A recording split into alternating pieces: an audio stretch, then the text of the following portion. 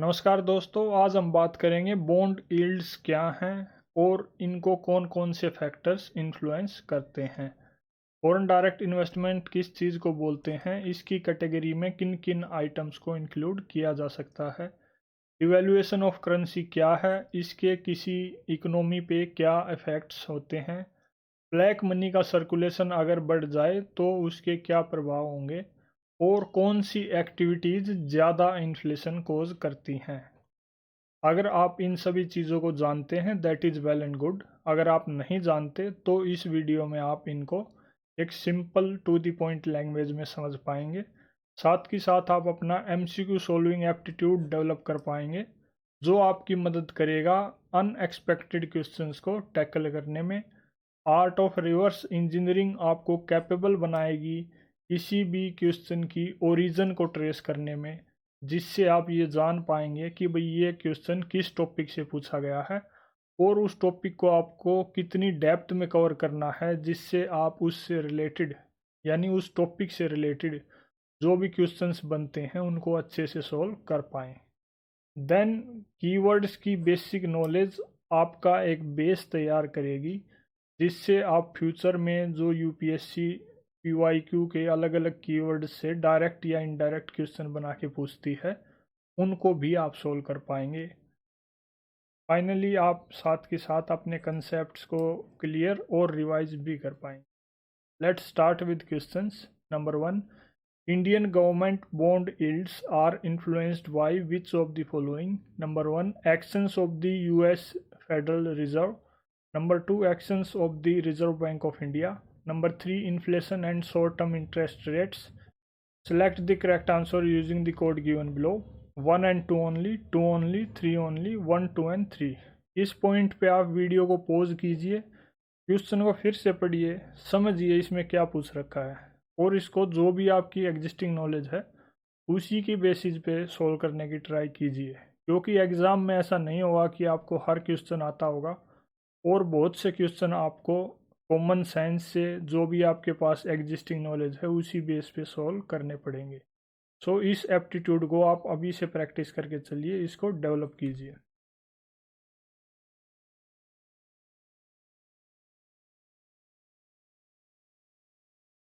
In this case correct answer is D, यानी जो Indian government के बॉन्ड्स हैं उन पे यील्ड किन किन फैक्टर से इन्फ्लुएंस होती है, जो यूएस फेडरल रिजर्व के एक्शंस हैं, आरबीआई के एक्शंस हैं और इन्फ्लेशन और शॉर्ट टर्म इंटरेस्ट रेट हैं। मेन चीज़ यहाँ जानने की ये है कि भाई बॉन्ड यील्ड किस चीज़ को बोलेंगे। बॉन्ड यील्ड से मतलब ये है कि भाई किसी बॉन्ड पे कितनी, एक टाइप से सिंपल वे में बोले पैदावार कितनी है, यानी रिटर्न ऑन इन्वेस्टमेंट कि कोई भी इन्वेस्टर अगर गवर्नमेंट के बॉन्ड्स में इन्वेस्टमेंट करता है तो उसको कितनी मतलब रिटर्न एक्सपेक्ट करनी चाहिए, that is called bond yield. Government के बॉन्ड्स जो हैं वो फिक्स्ड इनकम सिक्योरिटीज़ हैं जिनको गवर्नमेंट इश्यू करती है, क्यों? ताकि वो फंड्स रेज कर सके जिससे वो अपने फिस्कल डेफिसिट को और अदर खर्चों को पूरा कर सके। साथ ही साथ ये जानने की भी ज़रूरत है कि कौन से फैक्टर्स बॉन्ड यील्ड को इन्फ्लुएंस करते हैं, यानी किन फैक्टर से डिसाइड होगा कि भाई बॉन्ड पे कितनी पैदा या इन्वेस्टमेंट पे कितना रिटर्न आएगा या नहीं आएगा। सबसे मेन फैक्टर जो है वो मॉनेटरी पॉलिसी सेंट्रल बैंक्स की, जैसे यूएस फेडरल रिजर्व है, आरबीआई है, वो सभी के जो भी एक्शंस होंगे वो इस चीज़ को इन्फ्लुएंस करेंगे। फॉर एग्जांपल आरबीआई अगर इंटरेस्ट रेट बढ़ा देता है इन्फ्लेशन को कंट्रोल करने के लिए, तो जो राइज होगा किस चीज़ में, बॉन्ड्स की यील्ड में।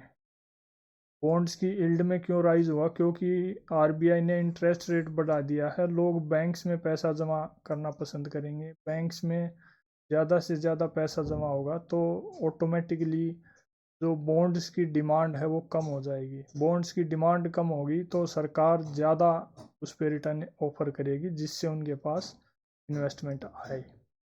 सारा खेल आप कंक्लूजन में देख पाएंगे कि डिमांड सप्लाई पे है। अगर ऐसी सिचुएशन क्रिएट हो रही है जिससे बॉन्ड्स की डिमांड बढ़ रही है तो उन पे रिटर्न कम हो जाएगा, सरकार उन पे रिटर्न कम कर देगी। अगर ऐसी सिचुएशन है कि भाई बॉन्ड्स पे डिमांड घट रही है तो सरकार उस पे ज़्यादा रिटर्न देने लग जाएगी, जिससे उसमें ज़्यादा इन्वेस्टमेंट सरकार के पास आए। देन सेकंड जो है फिस्कल पॉलिसी गवर्नमेंट की, कि अगर ज़्यादा फिस्कल डेफिसिट है तो ये ऐसी सिचुएशन क्रिएट हो रही कि सरकार को पैसे की ज़रूरत है। सरकार को अगर पैसे की ज़रूरत है तो मतलब उसको अपना काम निकालना है, जो भी उसके खर्चे हैं वो पूरे करने हैं। इसीलिए वो चाहेगी कि भाई बॉन्ड्स पे, जो भी गवर्नमेंट के बॉन्ड्स हैं उन पे ज़्यादा से ज़्यादा रिटर्न दें, जिससे उनके पास ज़्यादा बोरोइंग आए, ज़्यादा पैसा आए और वो अपने खर्चों को पूरा कर सके। Then third situation inflation rates हैं। अगर इन्फ्लेशन की रेट्स में राइज होने की, बढ़ने की एक्सपेक्टेशंस हैं, वो भी बॉन्ड यील्ड को इन्फ्लुएंस करते हैं। Then there is interest rates also, health of economy, global factors and high credit rating of the government. ये सभी फैक्टर्स बॉन्ड यील्ड को इन्फ्लुएंस करते हैं। फॉर एग्जांपल, अगर किसी सरकार की क्रेडिट रेटिंग अच्छी है तो उसमें इन्वेस्टमेंट करना लेस रिस्की होगा। उस सिचुएशन में सरकार ऐसी पोजीशन में है, मतलब वो इकोनॉमिकली स्टेबल है, उसके पास अपने खर्चे पूरे करने के लिए फंड्स है, उसको ज़रूरत ही नहीं ज़्यादा कहीं से फंड बोरो करने की। तो जब सरकार को ज़रूरत ही नहीं है तो ये ऐसी सिचुएशन क्रिएट हो रही है कि भाई वो क्यों ज़्यादा रिटर्न ऑफर करे, जो भी गवर्नमेंट बॉन्ड्स हैं क्यों ज़्यादा यील्ड ऑफर करे।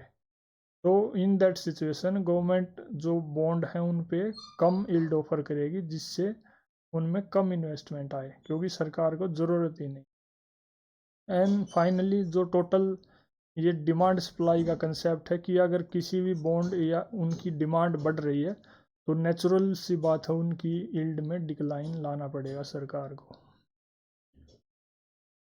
Next is consider the following. Number 1, foreign currency convertible bonds. Number 2, foreign institutional investment with certain conditions. Number 3, global depository receipts. Number 4, non-resident external deposits.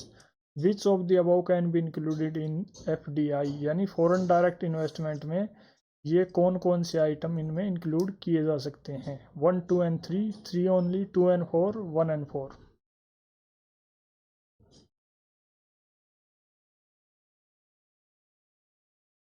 In this case, correct answer is A, यानी 1, 2 and 3 can be included in FDI, fourth cannot be।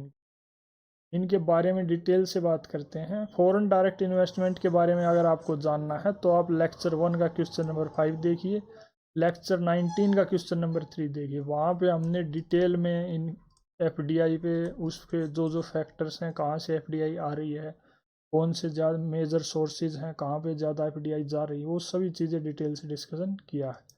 यहाँ पे फिर से एक बार FDI की definition को देखते हैं ताकि आप इस क्वेश्चन को अच्छे से समझ पाएँ। FDI का मतलब क्या है कि ये एक इन्वेस्टमेंट है by which an investor of one country gets controlling ownership in a business located in another country. यानी इंडिया का कोई इन्वेस्टर है, वो अगर कुछ पैसा इन्वेस्ट करता है USA के किसी कंपनी में और उस पैसे के थ्रू, उस इन्वेस्टमेंट के थ्रू वो कुछ शेयर वगैरह वो जो भी खरीदता है उस कंपनी के, उसके पास कुछ ओनरशिप आ जाती है उस कंपनी की। इन दैट सिचुएशन उसको हम बोलेंगे कि ये फॉरेन डायरेक्ट इन्वेस्टमेंट का केस है। यानी इन्वेस्टमेंट कोई भी होगी वो दूसरे देश में होगी और उस इन्वेस्टमेंट से जहाँ भी जिस भी कंपनी में इन्वेस्टमेंट होगी उसमें आपका कुछ ओनरशिप यानी भागीदारी आ जाएगी ओनरशिप में। कौन कौन से आइटम इसमें इंक्लूड किए जा सकते हैं? सबसे पहला है foreign currency convertible bonds. Foreign currency convertible bonds क्या होते हैं? ये वे बॉन्ड हैं जिनको कोई कंपनी इश्यू करती है फॉरेन करेंसी में। क्यों? ताकि वो विदेशों से, यानी जो फॉरेन इन्वेस्टर हैं उनसे पैसा बोरो कर सकें ये बॉन्ड इश्यू करके। इससे जो इन्वेस्टर है उसको क्या फ़ायदा मिलता है? जो भी इन्वेस्टर है या फिर बॉन्ड होल्डर है वो उसके पास एक ऑप्शन होता है कि भाई वो इन बॉन्ड्स को कंपनी के शेयर में कन्वर्ट कर ले और उसमें कन्वर्ट करने के बाद उसके पास एक काइंड ऑफ ओनरशिप में उसकी हिस्सेदारी आ जाएगी उस कंपनी की। वो इनको शेयर्स में कन्वर्ट ना भी करे तो भी कोई दिक्कत वाली बात नहीं है, क्योंकि ये चीज़ें बॉन्ड एग्रीमेंट में मेंशन रहती हैं। अगर आप कन्वर्ट करें कन्वर्ट ना करें। ओवरऑल एफसीसीबी का कंक्लूजन ये है कि भाई ये बॉन्ड कंपनी इशू करेगी फॉरेन करेंसी में, और जो भी इन्वेस्टर है उसके पास दो ऑप्शन रहेंगे, या तो इन बॉन्ड्स को ऐसे कैसे रख ले, या इन बॉन्ड्स को शेयर में कन्वर्ट करके उस कंपनी में कुछ हिस्सेदारी अपनी पाले। अगर वो ऐसा करता है कि भाई वो कंपनी में उनको शेयर में कन्वर्ट करके कुछ हिस्सेदारी ले लेता है, देन इन दैट सिचुएशन वो फॉरेन डायरेक्ट इन्वेस्टमेंट बन जाएगी। Second is foreign institutional investment. ये इन्वेस्टमेंट है जिसमें इन्वेस्टर कौन होते हैं, बड़े बड़े इंस्टीट्यूशंस। बड़े बड़े इंस्टीट्यूशंस से मतलब क्या है, जो म्यूचुअल फंड है, पेंशन फंड वगैरह है, इनसे रिलेटेड इन्वेस्टर्स इन्वेस्टमेंट करते हैं किसी कंट्री के फाइनेंशियल एसेट्स में। यानी दोनों चीज़ों में कॉमन चीज़ ये है कि इन्वेस्टमेंट दूसरे देश में हो रही है, दूसरे देश के फाइनेंशियल एसेट्स में। फाइनेंशियल एसेट्स से मतलब ये है कि वहाँ के स्टॉक वगैरह, बॉन्ड्स वगैरह में इन्वेस्टमेंट इसके द्वारा की जा रही है, जो बड़े इंस्टीट्यूशंस हैं जैसे mutual fund, pension fund. Then third एक और चीज़ जो ऑप्शंस में दे रखी है वो है global depository receipts. Global depository receipts क्या है, ये एक तरीका है जिसके ज़रिए कंपनी पैसा रेज करती हैं या फिर बोरो करती हैं, किससे, ग्लोबल इन्वेस्टर से। कैसे, क्या देती हैं कंपनियां उनको, उनको एक सर्टिफिकेट टाइप में दिया जाता है डॉक्यूमेंट, जिसमें ये मेंशन्ड रहता है जो भी उसकी टर्म्स एंड कंडीशंस हैं, कंपनी उनको वो देती है। इन्वेस्टर्स बदले में कंपनी को पैसा देते हैं, जिससे ये रिप्रेजेंटेशन उस जो डॉक्यूमेंट है उसमें जो भी बायर है उसकी ओनरशिप का पार्ट, कि भाई इसने कितना इन्वेस्टमेंट किया है, उससे कितनी ओनरशिप इसके पास चली गई, ये सभी चीज़ें लिखी रहती हैं। ग्लोबल डिपॉजिटरी रिसीट्स के ज़रिए जो भी इन्वेस्टर्स हैं वो डायरेक्टली इन्वेस्ट कर पाते हैं किसी भी कंपनी में, बिना जो फॉरेन स्टॉक एक्सचेंजेस है वहाँ पे शेयर की खरीद किए, वो डायरेक्टली कंपनी में इन्वेस्ट कर पाते हैं। Then these GDRs are usually traded on international stock exchanges। एक और टर्म जो यूज हो रखी है वो है non resident external deposits. Non resident external deposits FDI का पार्ट नहीं है।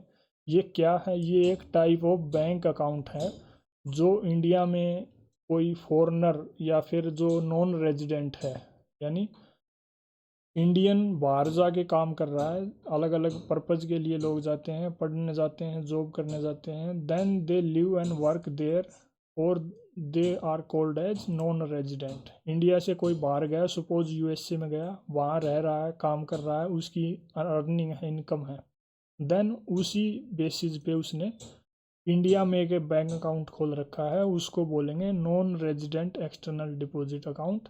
उसमें वो कुछ पैसा सेव कर रहा है इंडियन करेंसी में।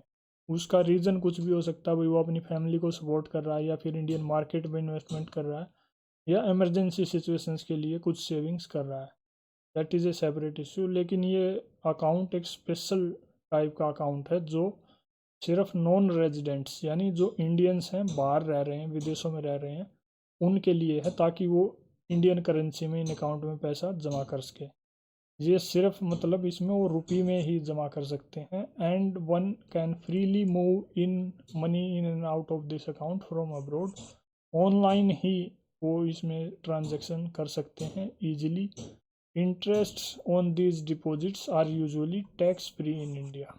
जो भी डिपॉजिट्स इन अकाउंट्स में होंगे उन पे इंटरेस्ट जो भी होगा वो यूजुअली टैक्स फ्री रहता है। Next is consider the following statements. The effect of devaluation of a currency is that it necessarily, number one, improves the competitiveness of the domestic export in the foreign markets.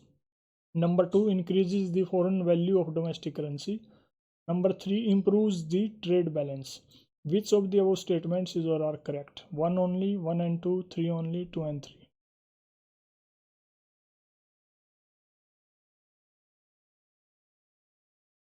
In this case correct answer is a, यानी सिर्फ first statement ठीक है। क्या है first statement कि अगर किसी currency का डिवेल्यूएशन होता है, डिवेल्यूएशन से मतलब क्या है कि उसकी वैल्यू में गिरावट आना, that is called devaluation of A currency. उससे जो भी कॉम्पिटिटिवनेस है डोमेस्टिक एक्सपोर्ट्स की फॉरेन मार्केट्स में वो बढ़ जाएगी। यानी इसका मतलब क्या है, जो भी इंडियन गुड्स हैं, सपोज इंडिया से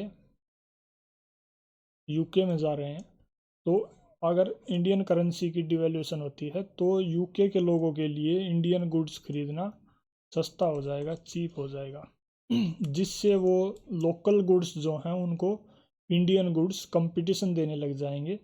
and that is how it is called, मतलब ये ओवरऑल कम्पिटिटिवनेस इंडियन की जो एक्सपोर्ट्स हैं उनकी बढ़ा देगी, इम्प्रूव कर देगी। Then increases the foreign value of domestic currency. ऐसा नहीं होता, जो डोमेस्टिक करेंसी उसकी फॉरेन वैल्यू डिक्रीज होती है। It does not improve the trade balance. Effects क्या हैं, डिवेल्यूएशन ऑफ करेंसी क्या है, इसके बारे में ऑलरेडी लेक्चर 16 लेक्चर 17 में बात हो चुकी है, जहाँ पे करेंसी क्राइसिस या करेंसी डेप्रिसिएशन से रिलेटेड क्वेश्चंस पूछे गए हैं। मेन इफेक्ट्स जो है करेंसी डिवेल्यूएशन का वो ये है कि भाई इससे जो एक्सपोर्ट्स की कम्पिटिटिवनेस है वो इम्प्रूव होती है, जिससे फॉरेनर्स के लिए इंडियन गुड्स को ख़रीदना आसान हो जाएगा अगर इंडियन करेंसी डिवेल्यूएट हो रही है तो। देन जो फॉरेन वैल्यू है किसी भी डोमेस्टिक करेंसी की वो उसमें गिरावट आएगी, और जो भी इम्पोर्टेड गुड्स एंड सर्विसेज हैं उसकी कीमत में उछाल आएगा, यानी वो कॉस्टली हो जाएंगे इम्पोर्टेड गुड्स और सर्विसेज को ख़रीदना अगर किसी करेंसी में डिवेल्यूएशन हो रहा है तो। आफ्टर दैट फाइनेंशियल स्ट्रेन आएगा किसी भी गवर्नमेंट या वहाँ के बिजनेसेस पे, इंडस्ट्रीज़ पे, अगर उन्होंने फॉरेन करेंसी में कर्ज ले रखा है तो। सपोज इंडियन गवर्नमेंट ने या इंडियन इंडस्ट्री बिजनेसेस ने फॉरेन करेंसी में कर्ज ले रखा है और इंडियन करेंसी अगर रुपया की वैल्यू घट रही है, डिवेल्यूएट हो रही है, तो उनको वो डेट पे करना डिफ़िकल्ट हो जाएगा, उनको ज़्यादा पैसे पे करने पड़ेंगे। Finally there is loss of investor confidence in domestic market. अगर किसी देश की करेंसी घट रही है, उसकी डिवेल्यूशन हो रही है, तो जो भी इन्वेस्टर हैं वहाँ इन्वेस्टमेंट करना पसंद नहीं करेंगे, जिससे जो भी फॉरेन इन्वेस्टमेंट है उससे उसमें डिक्लाइन आएगा। ना सिर्फ डिक्लाइन आएगा, ये भी हो सकता है जो एग्जिस्टिंग इन्वेस्टमेंट है वो भी लोग वापस अपनी विड्रॉ कर लें, जिससे कैपिटल फ्लाइट जिस चीज़ को बोलते हैं। Next is, which one of the following effects of creation of black money in India has been the main cause of worry to the government of India? यानी ब्लैक मनी के creation के main effects क्या क्या हैं और उन effects में सबसे मेन गवर्नमेंट ऑफ इंडिया के लिए चिंताजनक कौन सा है। A, diversion of resources to the purchase of real estate and investment in luxury housing.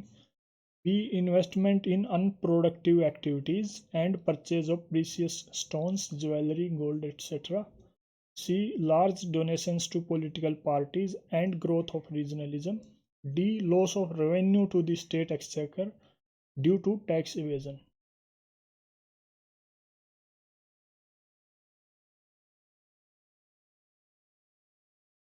तो D is the correct answer in this case कि सबसे मेन जो गवर्नमेंट के लिए चिंता का विषय है वो ये है कि अगर ब्लैक मनी ज़्यादा क्रिएट होती है और ज़्यादा सर्कुलेट होती है, उससे सरकार का रेवेन्यू का लॉस होता है, क्योंकि टैक्स की चोरी ज़्यादा होने लग जाती है।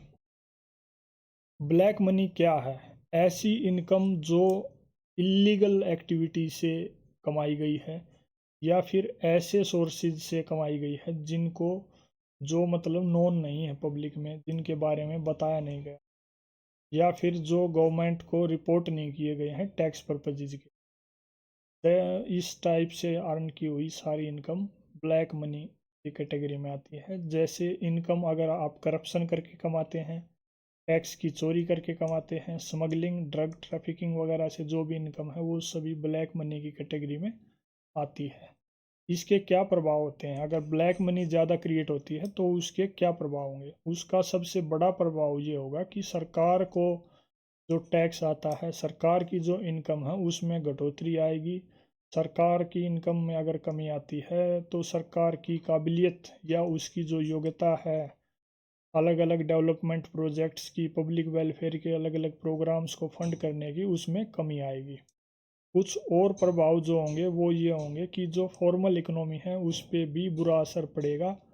फॉर्मल इकोनॉमी पे बुरा असर पड़ने से मतलब ये है कि जो भी कंपनियां अच्छे से लीगल वे में काम करती हैं, टाइम पे टैक्स भरती हैं, सारे डॉक्यूमेंट वगैरह ट्रांसपेरेंट वे में रखती हैं, उनके लिए कंपटीशन बढ़ जाएगा, क्योंकि मार्केट में ऐसी कंपनियां बहुत आ जाएंगी जो टैक्स की चोरी करती हैं और उनसे ज़्यादा मतलब उनके पास रेवेन्यू बचता है।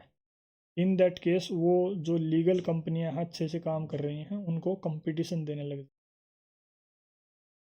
इन एडिशन टू दिस, ये पब्लिक के ट्रस्ट को भी ख़त्म करता है। जो भी सरकारी या फिर आर्थिक संस्थाएं हैं, तंत्र है, कानून का राज है, उन सभी सिस्टम में लोगों का विश्वास कम होता है। इससे करप्शन और इलीगल एक्टिविटीज़ को भी बढ़ावा मिलता है। जैसे इलेक्शंस के दौरान मनी का यूज़ होता है, पैसे दे के वोट खरीदे जाते हैं। अलग अलग तरीके से इलीगल वे में रियल एस्टेट में, प्रॉपर्टी वगैरह में, सोने में अलग अलग इन्वेस्टमेंट की जा रही हैं। वो सभी एक्टिविटीज़ ब्लैक मनी के कारण ज़्यादा हो रही हैं। Next is which one of the following is likely to be the most inflationary in its effects. सबसे ज़्यादा इन्फ्लेशनरी इनमें से कौन सा है, मतलब सबसे ज़्यादा इन्फ्लेशन को बढ़ावा देने वाला। Repayment of public debt, B borrowing from the public to finance a budget deficit, C. Borrowing from the banks to finance a budget deficit. Creation of new money to finance a budget deficit.